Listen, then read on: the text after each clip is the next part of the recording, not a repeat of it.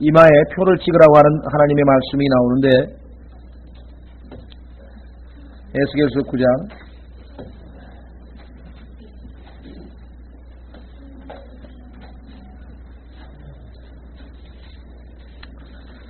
예, 9장 1절부터 보시면, 그분께서 또 큰 소리로 내 귀에 외치며 이르시되 그 도시를 맡은 자들로 하여금 각각 파괴하는 무기를 손에 들고 가까이 나오게 하라 하시니라. 보라, 6사람이 북쪽을 향한 높은 문의 길로부터 나오는데 각 사람이 살육하는 무기를 손에 가졌으며 그 중에 한 사람은 아마포옷을 입고 옆구리에 기록관에 잉크통을 찼더라. 그들이 들어와서 놋제단 곁에 섰더라. 그룹 위에 머물러 계시던 이스라엘의 하나님의 영광이 그룹으로부터 떠나 위로 가서 그 집의 문지방에 이르매 그분께서 아마포옷을 입고 옆구리에 기록관에 잉크통을 찬 사람을 부르시니라. 주께서 그에게 이르시되 그 도시의 한가운데 곧 예루살렘의 한가운데를 지나가며 그 한가운데에서 이루어지는 모든 가증한 일로 인하여 탄식하고 울부짖는 사람들의 이마에 표를 찍으라 하시니라. 자, 이렇게 해서 표가 있는 자만 살리셨죠. 6절에 보시면요, 다 죽이는데 늙은 자와 젊은 자와 처녀와 어린아이와 여자를 철저히 죽이되 표가 있는 자에게는 가까이 가지 말라. 자, 이것을 우리는 계시록 우리가 그때 7장에서 12지파에 12,000명씩 하나님께서 골라서 그들에게 표를, 이마에다가 표를 하는 것을, 인을 치는 것을 우리가 봤었었죠. 그래서 그와 똑같은 방식으로 흉내를 내는 거죠. 마귀도 이제 흉내를 내는데, 하나님께서 144,000명은 이미 이마에 표를 받았기 때문에 그들은 마귀의 짐승의 표죠. 그러니까 짐승의 표를 받지 않더라도 얼마든지 사고 팔 수가 있습니다. 그러니까 그들이 소위 말하면 이 대환란 기간 동안을 살아남을 수 있는 것은 하나님께서 이미 이마에 표를 했기 때문에 그들은 짐승의 표를 받지 않아도 짐승 그 사고 팔 때 그들이 보기에 짐승의 표를 이미 받은 것처럼 돼 있고 그 역할을 하는 거죠. 그 역할을 하기 때문에 얼마든지 살아남을 수 있는데, 그 표는 뭐 나와 있는 것처럼 이마에다 하는 것이고요. 또 우리가 혹시 여러분들 인도 여자들 보면은 여기다 동그란 거 빨간 거 하나 칠한 거 보셨죠? 우리나라에도 옛날 조선시대인가 보면 뭐 여기 한복 입고 있을 때 보면 여기다 하나 찍잖아요. 예. 그거하고 같은 형태인데 이제 같은 스타일인데 그 무늬가 이제 우리가 보기에는 이제 표범과 연관이 있기 때문에, 표범의 반점과 연관이 있기 때문에, 표범은 반달 모양으로, 그쵸? 위에, 초생달 모양으로 위에가 이렇게 칠해 있고, 그 다음에 반대로 이 금음달 모양인가요? 하여간 반대로 된 게 이렇게 동그랗게 두 개가 칠해져 있어요. 가운데 조금 비어 있고. 그러니까 그렇게 되면은,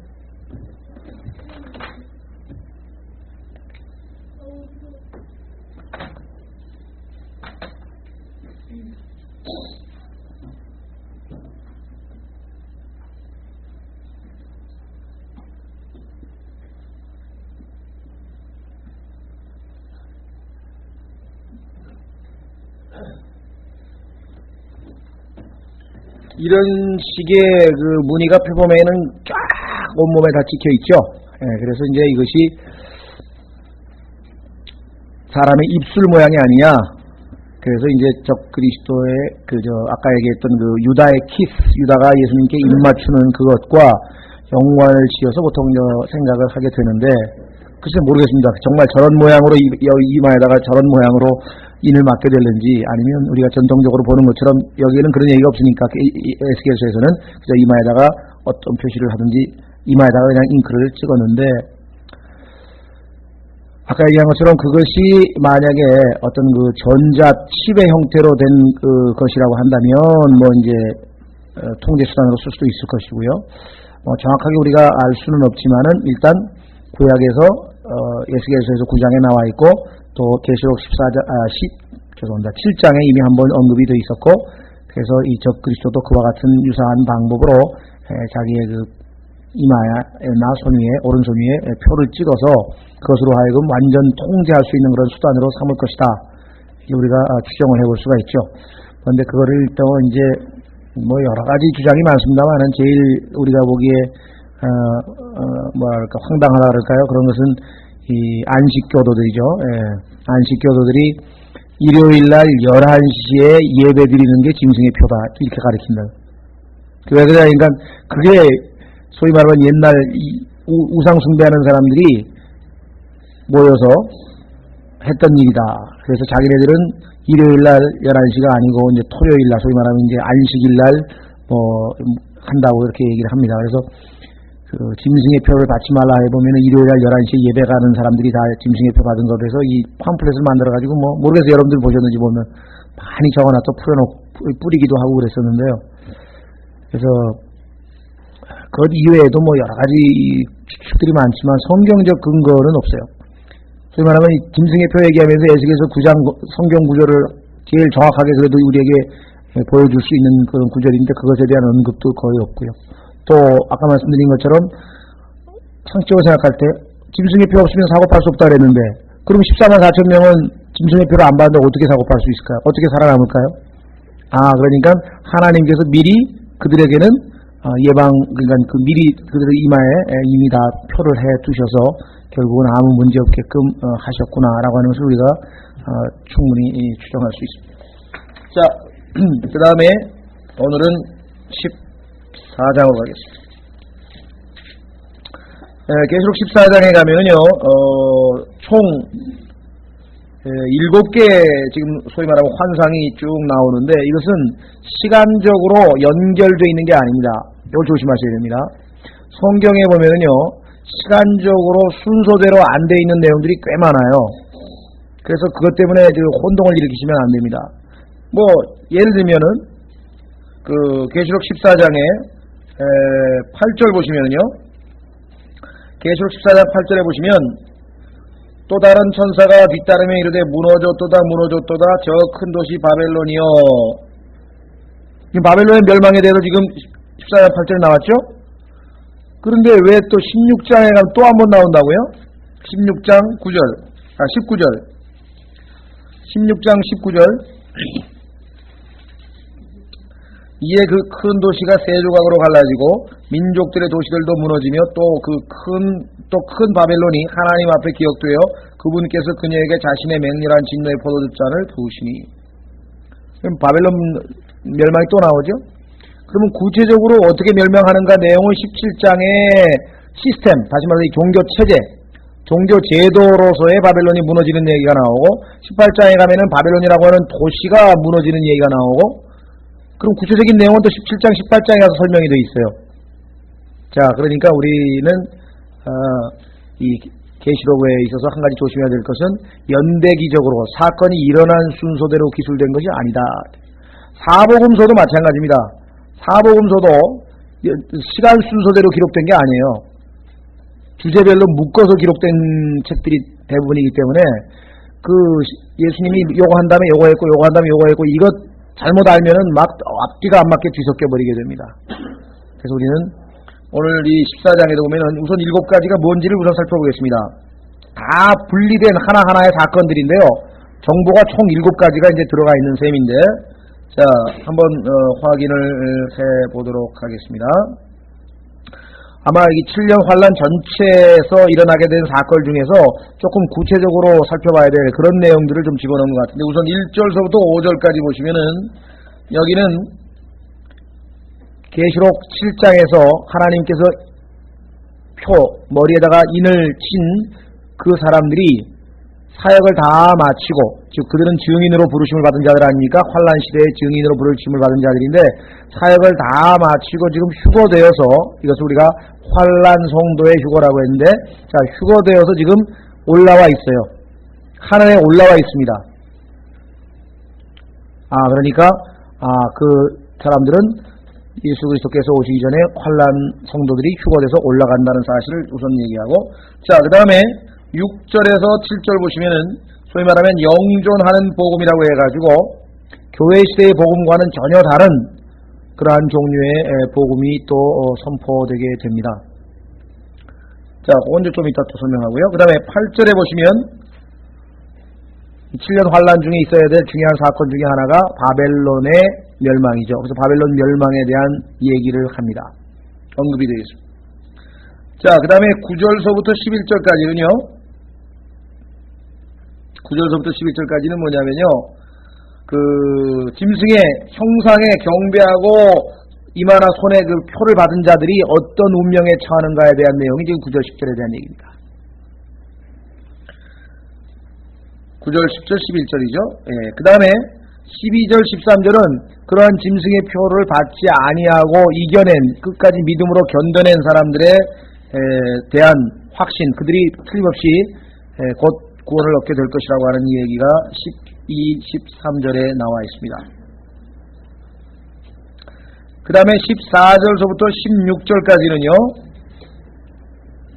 14절서부터 16절까지는 소위 말하면 우리가 얘기하는 환란성도의 휴거라고 하는 게 다시 한번 언급되어 있는데요. 즉, 이 땅에 추수가 소위 말하면 다 익어서 추수를 하는 장면인데, 이것은 교회시대 추수하고 틀립니다. 교회시대가 아니라 환란 때의 추수에 대한 얘기가 14, 16절까지 나와 있고요. 맨 마지막은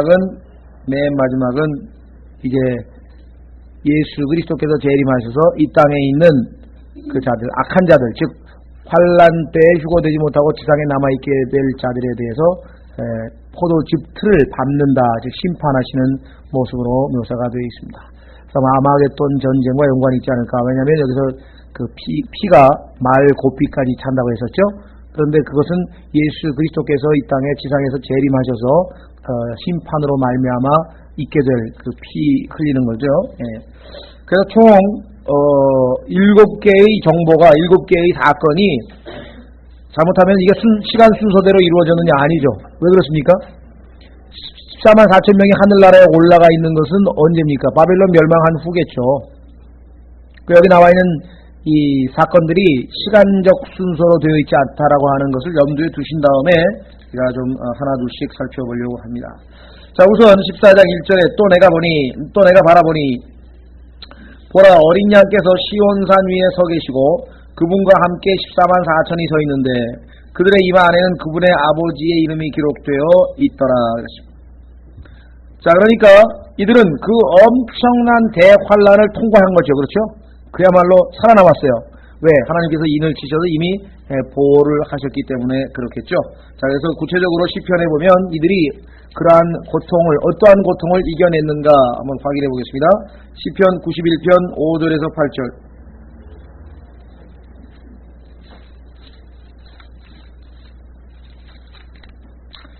시편 91편에 보시면 환란 때 그 고난이 얼마만큼 심한가 한번 보겠습니다. 자, 내가 밤에 임하는 두려움과 낮에 날아드는 화살과 어둠 속에서 퍼지는 역병과 한낮에 황폐하게 가는 멸망을 무서워하지 아니하리로다. 왜 그렇습니까? 하나님의 특별한 보호가 있기 때문에 그렇죠. 6, 7절에 나오죠. 1000명이 내 곁에서 10,000명이 내 오른쪽에서 쓰러질 것이나 그것이 내게 가까이 오지 못하리로다. 오직 너는 내 눈으로 바라보리니 살아남아서 뭘 바라보게 됩니까? 사악한 자들이 보응받는 것을 내가 보리로다. 그래서 궁극적으로는 이들은 모든 환란을 능히 이겨내고 이제 통과하게 될 것을 언급을 했는데, 숫자를 보니까 14만 4천. 그러면 하나님께서 해하지 말라고 한 자들이 누굽니까? 7장으로 보십시오. 계시록 7장. 거기에도 우리가 잘 아는 것처럼 하나님이 14만 4천 명을 보호하시겠다 약속하셨죠.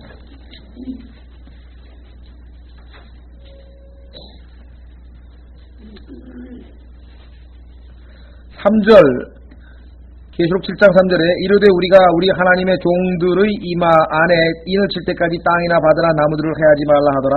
또 내가 입맞은 자의 수에 대하여 들으니 이스라엘 자손의 모든 지파에서 입맞은 자가 14만 4천이더라. 이렇게 되어 있죠. 예. 그러면은 이 숫자가 지금 계시록 14장에 다시 동일하게 등장했다고 하는 것은 한 명도 죽지 아니하고 그대로 보존됐다라고 하는 사실을 우리가 알 수가 있습니다. 따라서 우리는 하나님의 전능하신 그 능력 앞에 이 지상의 적 그리스도가 또 어떤 악한 세력이 혹독한 폭정을 가하고 또는 권력을 휘두르고 박해를 가하고 그 어떠한 짓을 하더라도 하나님께서 볼 수는 없었다. 그렇죠? 그래서 볼지어다 너희가 내가 너희를 세상 끝날까지 함께 하시겠다라고 하신 주님의 말씀대로 우리도 이 땅에서 물론 어떤 분들은 그 순교당한 사람은 어떻습니까? 순교당한 사람들은 하나님께서 특별한 보상을 주시는 거죠. 그러나 그렇지 않고 우리가 이 땅에 살면서는 매사에 보호를 받고 살아갑니다. 하나님께서 우리를 보호하신다는 성경 구절은 곳곳에 있지만요. 그 중에서 디모데 후서에 바울이 자기의 신앙 고백할 때 하나님이 보호하셨다는 얘기가 나오고, 특히 베드로 전서에 가면은 하나님께서 능력의 말씀으로 우리를 붙들고 계신다 그랬죠? 보호하고 계신다. 하나님이 우리를 보호하시는데 그 보호의 수단이 말씀이에요. 한번 확인해 보겠습니다. 베드로전서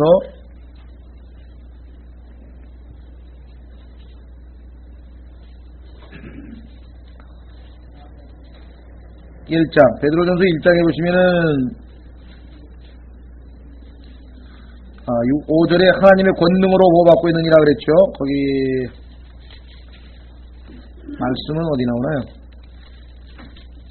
말씀으로 붙들고 계신다는 얘기가 베드로 후서인가요?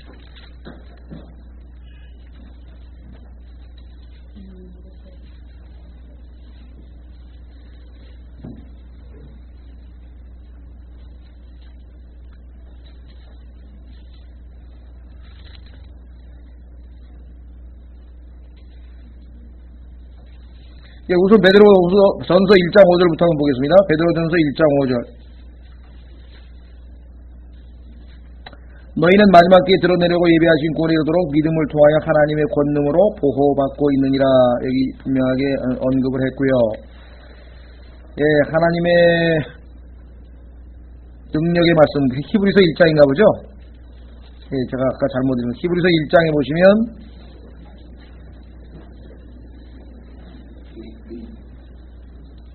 3절, 히브리서 1장 3절, 히브리서 1장 3절. 이 아들께서는 하나님의 영광의 광채시요 그분의 인격의 정확한 형상이시라. 그분께서 자신의 권능의 말씀으로 모든 것을 붙드시며, 그랬죠? 자신의 권능의 말씀으로 모든 것을 붙드시며. 우리도 이렇게 붙들고 계실 뿐만 아니라 또 권능으로 보호하고 계신다. 다시 계시록으로 가겠습니다. 14장 1절에 아버지의 이름이란 말이 나왔네요. 우리가 오해하지 말아야 될 것은요, 계시록에 등장하는 아버지는 그리스도인들의 우리 아버지, 예를 들면 하나님 아버지가 우리 아버지신데 우리 아버지의 그런 개념으로 그런 의미로 쓰인 것이 아니라 항상 예수 그리스도의 아버지라는 표현으로 되어 있어요. 그분의 아버지라고 돼. 그분의 아버지. 여기도 지금 보면은 그분의 아버지라고 되어 있고요. 자, 1장 6절에 가보겠습니다. 그분의 아버지라고 하는 말이 딱 5번 쓰였는데 이 계시록에 우리가 일반적으로 얘기하는 하나님 아버지 했을 때 우리 성도들의 아버지로서의 하나님에 대한 언급이 아니고 예수 그리스도의 아버지에 대한 언급으로 나와 있습니다. 요한계시록 1장 6절에 하나님 곧 자신의 아버지를 위하여 우리를 왕과 제사장으로 삼으신 그분께 영광과 통치가 영원 무궁토록 있기를 원하노라. 예수 그리스도의 몸된 교회가 예수 그리스도께 영광 돌리는 장면에서 그분의 아버지라고 하는 용어가 쓰였죠. 그 다음에는 2장 3장에서 그분의 아버지라는 말이 3번에 걸쳐서 더 나오는데요. 거기는 이기는 자에 대한 약속에 대한 얘기입니다. 이기는 자에 대한 약속을 할 때 아버지 언급이 한번 나오는데 2장 27절 보시면은요, 예수님께서 my father란 말씀은 내 아버지란 말을 쓰는데요. 그가 철장으로 그들을 다스릴 것이요 토기장의 그릇같이 부수어 산산조각 내리라.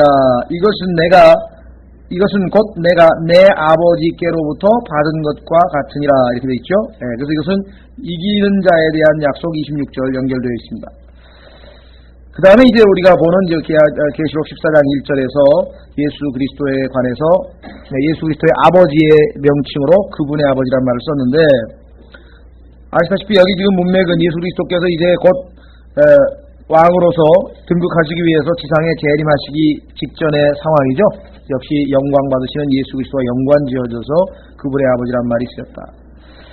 자, 그 다음에 여기서 한 가지 우리가 오해하지 말아야 될 것은 시온산 하면은 일반적으로 이 그리스도인들이 예루살렘에 있는 지상에 있는 시온산에 대한 언급으로 보통 생각을 하는데 여기 문맥을 보면 지금 아닙니다. 왜냐하면 지금 시온산 위에 서 계시고 그분과 함께 14만 4천이 서 있는데 5절 보십시오. 5절 그들의 입에서 교활함을 찾을 수 없나니 이는 그들이 어디에 있다 그랬습니까? 하나님의 왕좌 앞에서 잘못이 없기 때문이라. 하나님의 왕좌 앞에 지금 올라와 있는 겁니다. 그렇죠? 지상이 아니라고 하는 것을 알 수가 있죠.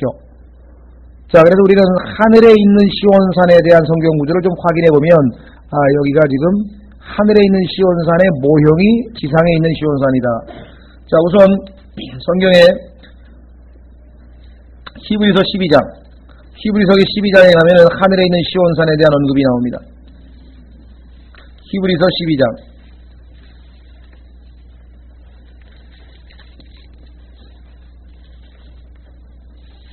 나중에 휴거되고 가셔가지고 저 산 이름이 뭐예요? 그러지 마시고요. 시온산이요. 하늘에 가가지고 저 산의 이름이 뭐냐 그러면 안 되죠. 예, 히브리서 12장 22절 그러나 너희가 이른 곳은 시온산과 자 살아계신 하나님의 도시와 살아계신 하나님의 도시가 새 예루살렘인데 그 어디 있어요? 시온산에 있죠. 그 시온산은 어디 있는 겁니까? 하늘에 있는 예루살렘과 무수한 천사들의 무리와 총회 곧 하늘에 기록된 처음 난 자들의 교회와 모든 것의 심판자 되시는 하나님과 완전하게 된 의인들의 영과 새 언약의 중개자이신 예수님과 아벨의 피보다 더 나은 것들을 말하는 피 곧 뿌리는 피니라. 이런 것들이 지금 하늘에 있다. 하늘나라에 가면은 저 높은 하늘에 무엇이 있는가 잘 알아두셔야죠. 왜냐하면은 골로새서에서 뭐라고 얘기했습니까? 3장에서 너희는 땅에 있는 것들에 애착을 두지 말고 하늘에 있는 것들에 애착을 두라. 근데 하늘에 뭐가 있는지를 알아야지 애착을 두지.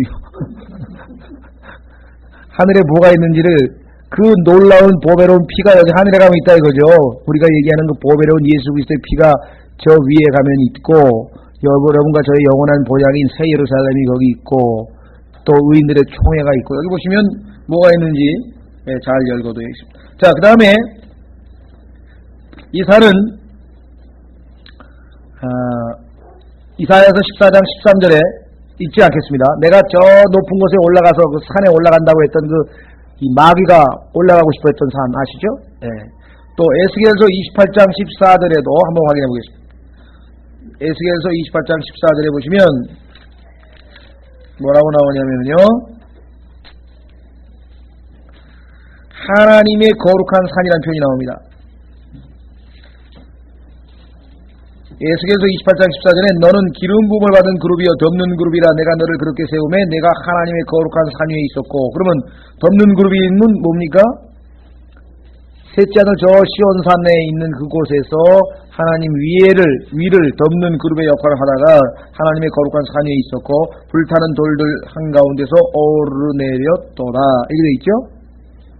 자, 그런데 그것이 시편 148편의 북편이라고 정확하게 나와 있어요. 북편에 있는 한번 확인해 보겠습니다. 시편 48편 2절 우리는 이 저 북극성 방향으로 하나님께서 계신 곳이 있다 그랬죠. 그랬더니 당신이 또 어떻게 하느냐? 성경이 있죠? 시편 75편에 보니까 하나님 계신 곳이 북쪽이라고 하는 것을 보여주는 구절이 있었잖아요. 심판이 동쪽에서 안 오고 남쪽에서 안 오고 서쪽에서 오지 아니하고 오직 하나님께로부터 온다. 북쪽에 하나님이 계신 것 공부했었죠. 자, 시편 48편 2절 시편 48편 1절 보시면 주는 위대하시니 우리 하나님의 도시와 그분의 거룩한 산에서 크게 찬양을 받으시리로다. 시온산은 아름답게 위치하여 온 땅의 기쁨이 되나니. 시온산만 나오면 전부 예루살렘에 있는 것 지상 시온산이 아니고요. 어디에 있습니까? 꼭 북쪽의 옆면에 있는 위대한 왕의 도시로다. 그래서 이 북쪽의 옆면 우리가 그 피라미드처럼 생겼다 그랬죠? 네, 피라미드 구조에서 북쪽의 옆면으로 쭉 올라가면 옆면을 타고 올라가면 북쪽이 나오겠죠? 네, 그래서 북쪽의 옆면이라는 표현이 사이즈라고 하는 표현이 나와서 하늘에 있는 시온산이라고 하는 것을 우리가 확인을 해보게 됩니다. 자, 다시 요한계시록 14장 2절에 내가 2절로 갑니다. 하늘로부터 나는 한 음성을 들으니 많은 물들의 소리 같고 큰 천둥 소리와도 같으며, 하나님께서는 항상 계시록 1장에 나왔죠. 물들의 소리, 천둥 소리. 욥기에 보면은 하나님께서 천둥을 통해서 말씀하신다고 그랬어요. 천둥 소리가 그냥 나는 게 아니고 하나님께서 뭔가를 말씀하시는데 우리는 지금 못 알아듣는 거죠. 지금은 못 알아듣죠, 우리가. 그러나 적어도 한번 알아들을 때가 있을지 모르겠습니다. 하늘에서 천둥 소리 같은 소리가 나면서 이제 이름을 부르는 거죠. 휴거될 사람의 명단을 부를 때는 자기 이름 알아들을 거 아니게요. 그때 가면 한번 알아듣겠죠. 하나님께서 천둥을 통해서 말씀하신다고 말씀하셨습니다. 자, 그래서 많은 물들의 소리 같고 큰 천둥 소리와 같으며, 또 자기 하프를 타는 자들의 소리를 들으매. 이번엔 또 하프 소리가 들려왔네요. 자, 하프는 여러분들 모르겠어요. 최근에 저는 방송에서 어떤 하프 연주자가 그 하프 연주하는 걸 보는데 정말 그 보통 기교가 아니더라고요. 줄이 그냥 몇 개더라. 너무 많아요. 줄이 굉장히 많은데 그거를 놓고 하여간 하프 연주를 하는데, 저 정도의 그 기교로 하프를 타려면 얼마나 그 단련을, 숙달을 했을까 하면서 굉장히 존경스러웠어요. 성경에 보면 이 하프를 잘 탄 그 시인 중에 하나가 이 다윗인데요. 성경에 이 구약 성경에 하프란 말이 45번이 나옵니다. 근데 전부 다 이 노래와 연관이 돼서 나와요. 노래. 그래서 그야말로 아주 뭐랄까 좀 달콤하죠. 그 하프 소리가 우리의 영을, 그 흥분됐던 영을 가라앉혀서 이 하프를 타면서 시를 읊으니까 사울이 그냥 악한 영이 들어가지고 흥분했다가 착 가라앉아서 치유가 되는 것이 구약 성경에 기록되어 있잖아요. 그래서 이 잔잔한 음악은 이 치유의 역할을 합니다. 그래서 요즘에 태교한다 그래서 음악도 틀어놓고요. 또 기타 이 음악으로 여러 가지 이거를 치료하는데요. 사실 이 청소년 범죄 예방에 굉장히 좋은 역할을 하는 것이, 이게 좋은 좀 클래식 음악회를 좀 많이 하면은 청소년 범죄 예방에 굉장히 도움이 될 것 같아요. 제가 보기에는. 실제적으로 그 실험을 했다는 거 아시죠? 그 식물, 콩나물이나 이런 그 식물 온실에다가 이 록앤롤 틀어놓고선 그냥 했더니 막 다 말라 비틀어 죽었고, 클래식, 소위 말하면 이제 고전주의죠. 클래식도 이제 현대로 오게 되면 이제 소위 말하는 낭만주의, 베토벤을 경계로 해서는 이제 낭만주의고요. 그 밑으로 내려오면은 차이콥스키인가요? 이쪽으로 하면 이제 자연주의 음악으로 밑으로 늘어지는데, 그 말고 핸델이라든가 바흐라든가 위에 고전주의 음악으로 가면은 굉장히 영적으로 유익한 그런 음악들이기 때문에 그런 음악을 들어주는 식물들은 아주 건강하게 잘 성장했다는 거예요. 근데 그것뿐만 아니라요, 우리도 그게 필요해요. 그 필요하신 분 제가 잡지 보여드릴게요. 내가 지금 빌려다가 누구한테 빌렸더라? 하여간 홍성일 목사한테 빌렸나? 거기 보니까 잡지 그림에 보니까 뭐가 나오냐면요, 일본에서 실험을 했는데 우리가 물을 먹잖아요. 물을 먹었는데 이 클래식 음악을 들려줄 때 그 물의 분자의 그 형성 모습이랄까요? 정확하게 육각수가 되면서요, 아주 건강한 형태를 취하고 있는데, 이 록앤롤 들려줬더니 물 분자가 다 찌그러져가지고 막 엉망이 됐는데, 그게 사진으로 다 찍었어요. 어떻게 찍었나 잘 모르겠는데. 그래가지고, 그러니까 요즘에 애들이 왜 그렇게 포악하고 왜 그렇게 이 정서적으로 불안정하고, 엊그제 또 그 초등학교 아이 자살한 거 아시죠? 근데 또 안 죽고 살았어요, 얘는 또. 공부가 스트레스 쌓인다 그래가지고 24층에서 떨어졌는데 자동차 위에 뒷트렁크에 떨어져가지고 트렁크만 찌그러들고 갈비뼈도 한두 개 부러지고 좀 살아가지고 또 병원에 가서 앉아있더라고요. 초등학생이 그 정도로 욱하고 이렇게 할 정도니까 얼마만큼 정서적으로 불안한가 한번 상상을 해보십시오. 그러니까 이 록앤롤을 치워버리고 이 국영방송이나 이런 데 사실 클래식 음악만 좀 제대로 들려줘도요, 정서적으로 많이 아마 순화되지 않을까 이렇게 생각이 되는데. 자, 어지간 여기 하프라고 하는 악기는 그와 같은 우리의 그 치유 효과, 정서를 가라앉히고 포악한 성품을 가라앉히는 그러한 효과가 있었습니다. 자, 성경에 보니까 이사야서 24장 8절, 하프가 소리가 중단된다고 할 때는 슬픔 때문에, 기쁨으로 우리가 찬양을 해야 되는데 슬픔 때문에 하프 소리가 중단된다는 표현이 나옵니다. 이사야서 24장 8절.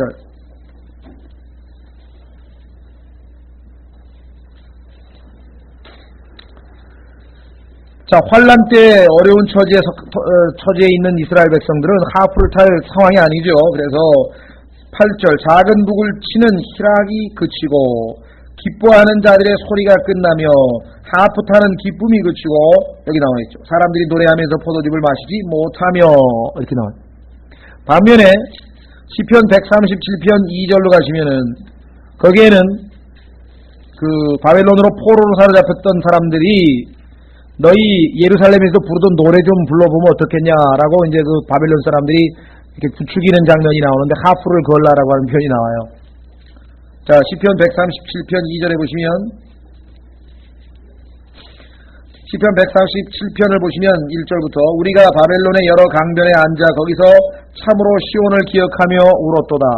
조국이 쫄딱 망했죠? 그래서 울었는데 우리가 그 한가운데 있는 버드나무에 우리의 하프들을 걸었나니 왜 걸었느냐? 이는 우리를 포로로 끌어간 자들이 거기서 우리에게 노래를 요구하며 노래를 요구했다. 우리를 피폐하게 한 자들이 우리에게 희락을 요구하여 이르기를 우리를 위하여 시온의 노래들 가운데 하나를 노래하라 하였음이로다. 우리가 어찌 이방 땅에서 주의 노래를 부르리요? 이렇게 지금 얘기하는 장면이 나옵니다. 자, 다시 계시록 14장으로 넘어가세요. 3절 그들이 왕좌 앞과 내 짐승과 장로들 앞에서 이거는 계시록 우리가 4장 5장에서 봤던 장면이잖아요. 새 노래 같은 것을 부르니 이 새 노래가 혹시 15장 3절에 나오는 노래가 아닌가 싶어요. 15장 3절에 보시면 하나님의 종 모세의 노래와 어린 양의 노래를 부르며 이르되 그랬는데 그들이 보면은 환란성도 휴거된 자들인 것 같거든요. 거기 나오죠. 또 내가 하늘에서 크고 놀라운 다른 표적을 보며 일곱 천사가 마지막 일곱 재앙을 가졌으니 이는 하나님의 진노가 이 재앙들 안에 가득 채워져 있기 때문이라. 또 내가 보니 불 섞인 유리바다 같은 것이 있는데 짐승과 그의 형상과 그의 표와 그의 이름의 수를 이기고 승리한 자들이 하나님의 하프를 가지고 유리바다 위에 서서 하나님의 종 모세의 노래와 어린 양의 노래를 부르며 이르되 그랬으니까 같은 노래일 가능성이 많겠죠? 예, 새 노래. 새 노래 같은 것을 부르니 다시 돌아옵니다. 계시록 14장 3절 땅에서 대속받은 14만 4천 외에는 능히 이 노래를 배울 자가 없더라. 저 14만 4천이 금방 15장 3절에 나오는 모든 것을 짐승의 모든 표와 이런 형상에 절하는 이런 모든 것들을 이긴 자들이잖아요. 네. 같은 내용이 아니겠는가 싶습니다. 그 다음에 14장 4절 이들은 여자들과 더불어 자기를 더럽힌 일이 없는 자들이니 이는 그들이 순결한 자들이기 때문이라. 이들은 어린 양께서 어디로 가시든지 따라가는 자들이며 사람들 가운데서 대속을 받아 하나님과 어린 양께 첫 열매가 된 자들이라. 자, 여기서 지금 그들이 순결한 자라고 했을 때 이 순결이라고 하는 단어가 이제 소위 말하는 virgins라고 되어 있는데 이 단어는 마태복음 25장에는 우리가 잘 아는 열처녀 비유에서 처녀들이라고 쓰였습니다. 시편 45편에서도 예수 그리스도의 신랑 되신 예수 그리스도의 신부가 있고 그 다음에 이제 뭐가 있습니까? 후궁이 있고 그 다음에 친구들이 있고 처녀 딸들이 있고 여러 종류의 그 소위 말하는 하나님의 권속 하나님의 백성 중에는 우리처럼 예수 그리스도의 신부된 특별한 지위에 있는 사람이 있지만 그 외에도 잘 아시는 것처럼 율법이 주어지기 전, 즉 출애굽기 20장 이전에 구원받은 성도도 있을 거고요. 그 다음에 율법 시대에 구원받은 이방인도 있을 것이고요. 율법 시대에 구원받은 유대인도 있을 것이고요. 그 다음에 교회 시대에 구원받은 우리 교회가 있을 것이고요. 환란 시대에 구원받은 유대인이 있을 것이고요. 환란 시대에 구원받은 이방인이 있을 것이고요. 천년 왕국 때 구원받게 될 이방인들이 있을 것이고요. 그러니까 하나님의 권속의 종류가 굉장히 많아요. 그래서 첩이란 말이 우리에게는 좀 이상하게 들리지만은 이 부인이 여럿이 예를 들면은 그 중에 이제 유일하게 이제 신부가 하나란 말이에요. 그러니까 후궁, 첩, 동료 이래가지고 그 하나님의 권속들의 이름들이 다 시편 45편에 보면 다양하게 나오는데 구체적으로 예를 들면 누가 후궁이 누구에게 해당된다. 이거를 정확하게 우리가 찾아내기는 좀 어려운 것 같아요. 정확하게 매치시키긴. 다만, 신랑과 몇 개는 정확해요. 그 다음에 여기 보면 이 처녀들, 그 신부를 이렇게 옆에서 보필하는 그 처녀들인데요. 이 처녀들은 유대인들 중에서 환란 때에 승리한 환란 성도들에 대한 이야기다. 그래서 여러분 마태복음 25장에 보면 10처녀 비유에서 5처녀만 남고 5처녀는 쫓겨나는 장면을 보게 되지 않습니까? 예. 그러니까 유대인들 중에서 짐승의 표의 형상을 받아들이거나 아니면 짐승의 표를 받거나 이런 사람들은 기름이 다 떨어진 10처녀 비유에서 5처녀에게 해당이 되는 것이고, 이겨낸 자들은 승리한 5처녀, 즉 기름을 유지하고 가지고 있던 처녀들에게 해당이 되겠죠. 예. 근데 처녀라고 하는 단어가 나오니까 이게 우리는 여자들에 대해서만 생각하고 있었는데 갑자기 여기 왜 남자 얘기가 나오냐? 그러니까 우리는 지금 용어가 처녀하고 그다음에 남자들은 뭐라 그러나요? 동정이라 그러나요? 그래서 한키는 아마 동정들이라고 번역을 한 것 같은데요. 그러니까 영어는 virgins 하게 되면은 결혼을 안 한 여자뿐만 아니라 남자도 되는 거예요. 결혼을 안 한 남자든 여자든 간에 virgins라고 이렇게 얘기잖아요. 그래서 우리가 virginity 하면 순결성이라고 그러잖아요. 순결성. 그러니까 우리말로는 여기서는 번역하기가 애매모호하니까 왜 여자와 더럽힌 일이 없다, 그러니까 처녀라고 번역할 수 없잖아요.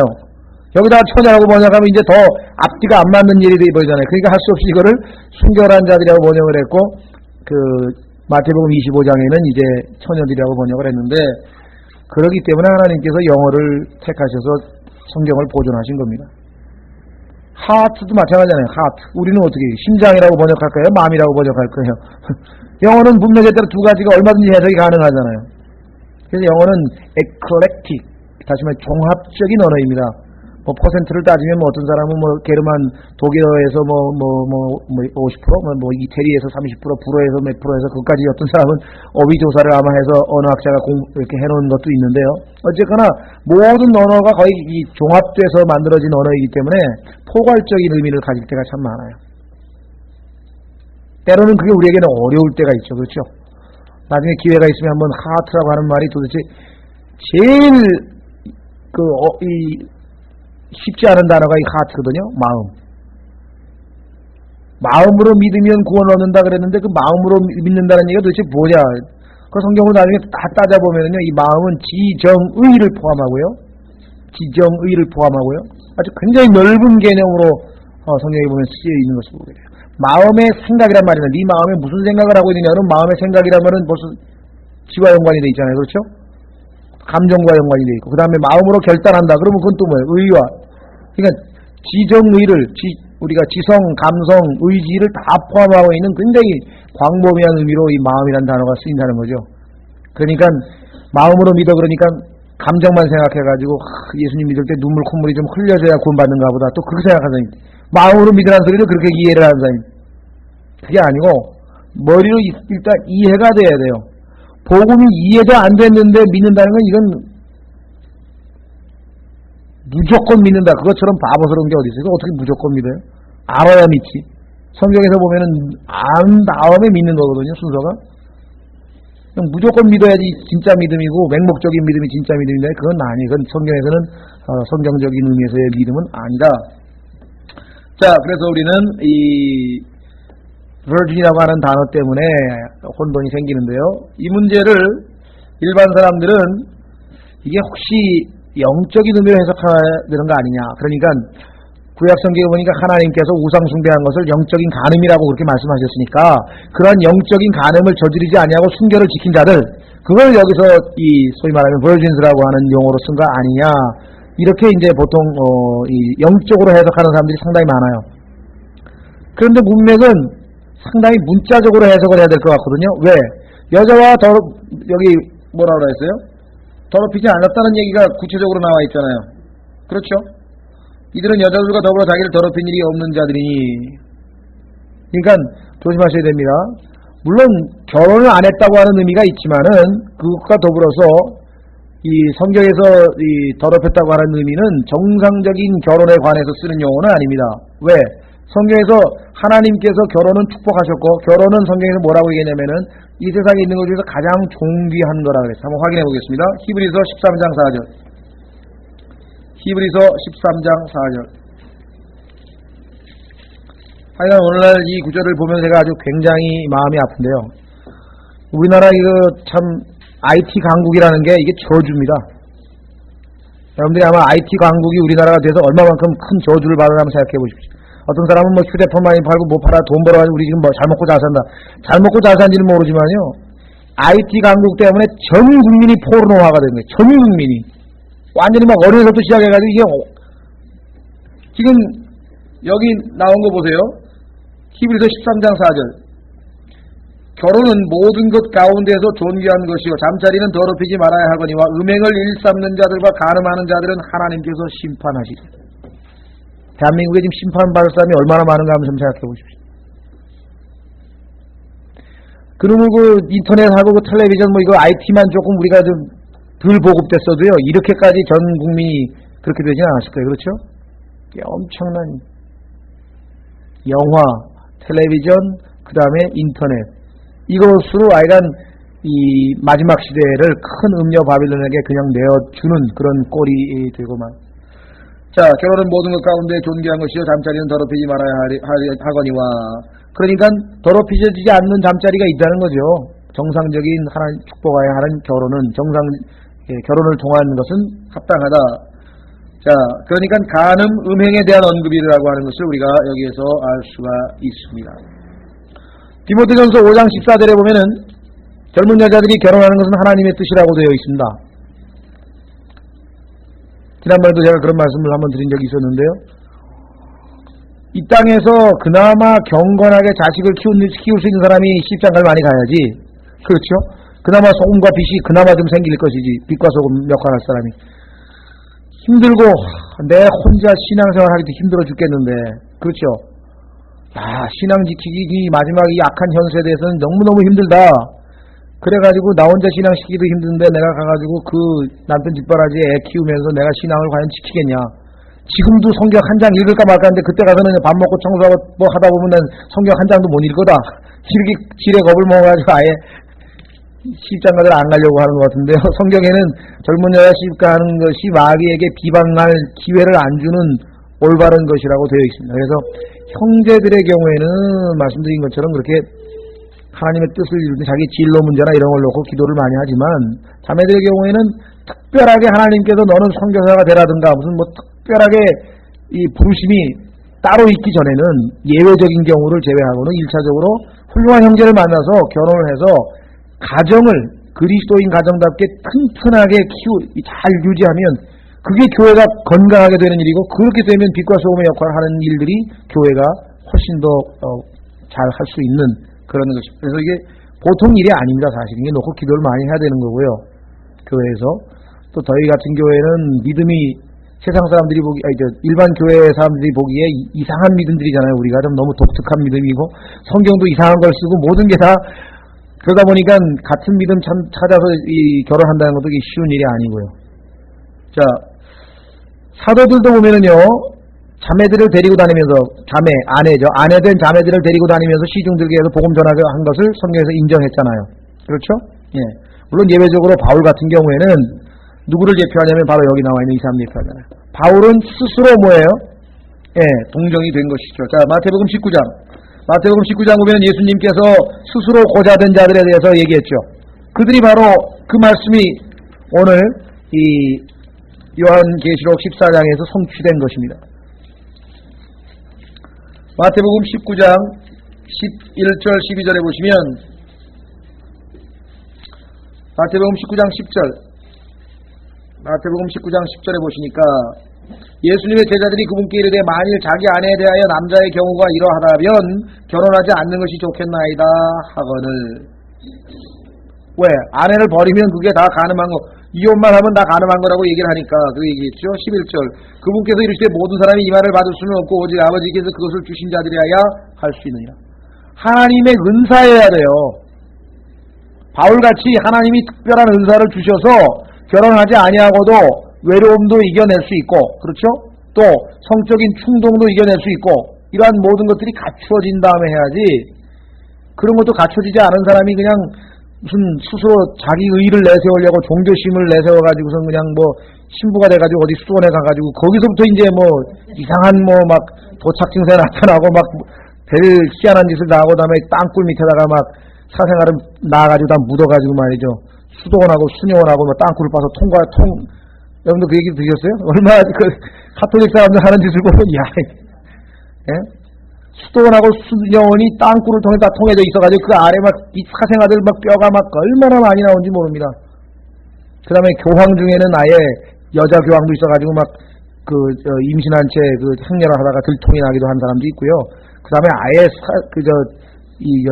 여자들을 바티칸 교황청 궁에다가 불러다가 놓고 아예 그런 사생아를 낳은 교황도 있고요. 특히 알렉산더 6세라고 이 콜럼버스에게 부탁을 해가지고 저 남미에 카톨릭을 전파시켰던 그 사람은 카톨릭 역사가들도 자기네들 카톨릭 역사가들도 최악의 교황이라고 불리는 그런 알렉산더 6세도 있고 그렇습니다. 자, 그래서 이런데도 불구하고 성경에 보니까 이 하나님께서 예외적으로 그리하지 말아야 될 상황이 있다라고 얘기했습니다. 한번 확인해 보겠습니다. 예외적으로 일반적으로는 결혼을 다 해야 돼요.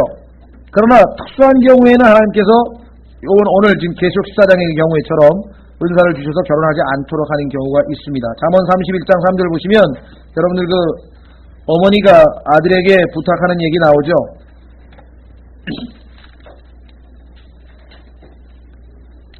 잠언 31장 3절에 보시면은요. 어머니가 이렇게 얘기를 합니다. 내 기력을 여자들에게 주지 말며 옛날에도 보면은 우리 소위 말하면 이런데 술 마시고 기생방에 왔다 갔다 들어다니다 해가지고 유학 가가지고 다 공부도 안 하고 쫄탕망한 우리 그런 사람들 얘기 많이 나오죠. 예. 자, 그리고 사무엘 4장에 보면은 제가 찾지 말고 그냥 기억해 보십시오. 사무엘 4장에 보면은 이 제사장한테 가가지고 우리 지금 다윗이 자기가 쫓기면서 부하 400명 데리고 가는데 먹을 게 없어가지고 먹을 거 좀 달라고 하니까 이건 하나님께 바친 빵인데 이거는 이제 물려냈으니까 주기는 주겠다. 그러나 너희들이 지난번에 여자를 가까이 아니 했으면 내가 주겠다. 이런 얘기를 하죠. 그 얘기 바로 여기와 연관된 내용입니다. 영적 전투를 나가든 하여간 이런 전쟁에 나가는 사람은 금하게 돼 있잖아요. 또 고린도전서 7장에 보면은 사도 바울이 하나님께서 주신 은사대로 결혼을 하면은 아내를 기쁘게 하려고 한다. 그렇기 때문에 주님만을 위해서 자기같이 하는 게 좋기는 하다. 그러나 주께서 그것을 그렇게 허락하신 사람에 한해서 해야 된다라고 얘기하는 것을 우리가 확인을 하게 됩니다. 자, 그래서 우리는 결론적으로 얘기하면은요, 하나님께서는 인간에게 두 가지를 명하셨습니다. 자, 첫째는 일하라 그랬대요. 일하지 않은 자 먹지 말라 그랬죠. 창세기 보면은 땀 흘려서 일해야 밥 먹는다 그랬죠. 그런데 사람들이 점점 편해지고 게을러져 일도 안 하고 일 안 하고 먹으면 그게 저주가 되는 거예요. 아시겠어요? 일하라고 일을 안 해가지고 점점 어떻게 됐습니까? 여러분들 에스겔서 16장에 가면은 먹을 것 많고 게으름의 풍성함이 있어가지고 어떻게 했어요? 결국은 하나님 앞에 가증한 짓을 했잖아요. 그러니까 소돔과 고모라에서 왜 그렇게 성적인 타락이 있고 동성애가 있었냐 이게 놀고 먹는 사람이 많아서 그렇게 됩니다. 놀고 먹는 사람이 많이 생겨가지고 자, 그래서 일을 하라고 했는데 하나님께서 타락한 인간에게는 일을 해 먹고 사는데 일을 안 했기 때문에 그들은 점점 어떤 일이 벌어집니까? 성적인 도착이나 타락한 쪽으로 점점 생각을 갖게 되는 거죠. 그래서 성경에 보면은 에스겔서 16장에 나와 있는 소돔의 죄악에 대해서 설명하는데 그것이 바로 유다와 이스라엘이 지금 그 소돔의 죄악을 그대로 저지르고 있다고 하나님께서 지적을 했는데 어찌 이스라엘 뿐이겠습니까? 오늘날도 마찬가지죠. 지난번에 그 얘기 말씀드렸었죠. 50년 동안 일 안 하고 세계 일주만 하던 사람이 지금의 살 맛이 없어가지고 괴로워 죽겠다고 하니 그 아버지가 정말 무지 몽매한 사람이었어요. 그래서 똑똑한 사람들은 자기 재산 다 걷어가지고 사회에다 환원시켜버리고 자기 자식한테 유산 안 주잖아요. 그 똑똑한 사람이 왜 일을 해서 자기가 돈을 벌어야 그 돈 귀한 줄도 알고요. 그렇죠? 밥을 먹어도 입맛이 나고 그러는데 일 안 하고 밥 먹으면 입맛이 나겠습니까? 땀도 안 흘리고 하나님이 인간을 만들어 놓길 그렇게 만들어 놨는데 창세기 3장에 그냥 써놓은 게 아닙니다. 이게 지금 내가 땀 흘려서 일해야 먹고 산다고 하는 얘기가 이게 그냥 이거 하나님이 내리신 저주구나. 그게 아니라 하나님의 허락하시는 뜻이에요. 타락한 인간에게는 그게 필요해. 타락하지 않으면 일 안 해도 돼요. 나중에 주님하고 같이 가 있을 때에는. 근데 이 타락한 육체는요, 일 안 하면 뭐예요? 딴 걸로 그냥 욕구를 분출해야 되기 때문에 쓸데없는 짓을 한다 이 말이에요. 자, 그래서 우리는 사실 오늘날 이 소위 말하면 남자들이 성경에 보면 1차적으로 일을 해야 되고 여자들은 keepers at home, 가정을 지키는 것이 원칙인데 그렇게 지금 못하고 있는 경우가 있죠. 사회적으로 사실은 그게 건전한 건 아닙니다. 그래서 성경의 원칙은 1차적으로 남자에게 대한 일할 것을 언급을 하셨습니다. 자, 계속해서 계시록 14장 5절입니다. 예, 그들의 입에는 교활함을 찾을 수 없나니 이는 그들이 하나님의 왕좌 앞에서 잘못이 없기 때문이라. 교활함이 없죠. 순결한 자들이었으니까.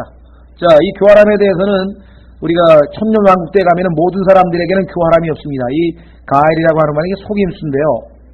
자, 이 스파냐 3장 13절에 가시면 유대인 남은 자들이 천년왕국 때에 그들의 거룩한 성품에 대해서 이렇게 언급을 했습니다. 스바냐 3장 13절 천년왕국 때의 백성들의 성품이 교활함이 없다, 속임수가 없다.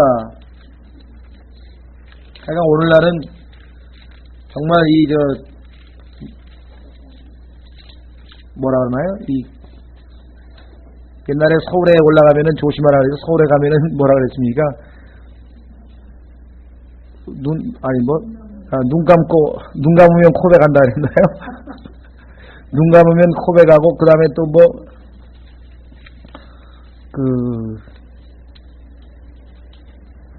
애누리를 한다 그랬나? 하여간 그런 말들이 좀 있었던 것 같은데, 하여간, 스바냐 3장에 가면은 정말 순수한 성품. 그러니까 남을 속이려고 하지도 않고 속지도 아니하고, 그야말로 우리가 인간관계에 있어서 순수하게 있는 모습 그대로 가식 없이 나타낼 수 있는 그런 모습인 것 같습니다. 그런 날이 온다니까 너무 좋은데요.